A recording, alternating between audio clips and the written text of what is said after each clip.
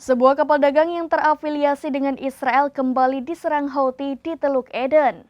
Akibat penyerangan itu, suara ledakan besar terdengar di sekitar kapal. Namun seluruh awak kapal dilaporkan selamat dari serangan itu.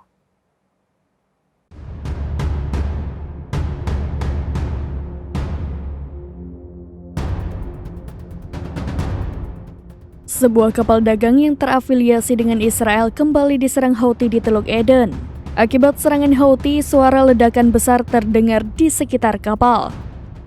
Namun, seluruh awak kapal dilaporkan selamat dari serangan tersebut. Nasib awak kapal dagang itu diungkapkan oleh Badan Operasi Perdagangan Maritim Inggris atau UKMTO pada Minggu 17 Maret 2024. Menurut UKMTO, suara ledakan besar memang terdengar saat Houthi meluncurkan serangannya. Namun, UKMTO mengklaim bahwa tidak ada kerusakan dan korban jiwa dalam serangan Houthi. Dalam laporannya dijelaskan bahwa serangan itu diluncurkan Houthi saat kapal tersebut tengah menuju ke pelabuhan berikutnya, tepatnya saat kapal itu berada di 85 mil di sebelah timur Aden.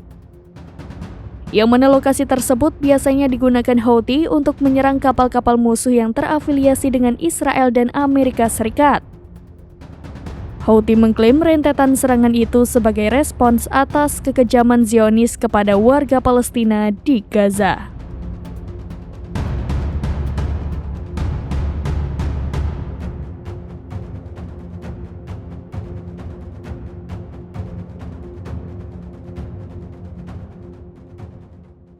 Download Tribun X sekarang, menghadirkan lokal menjadi Indonesia.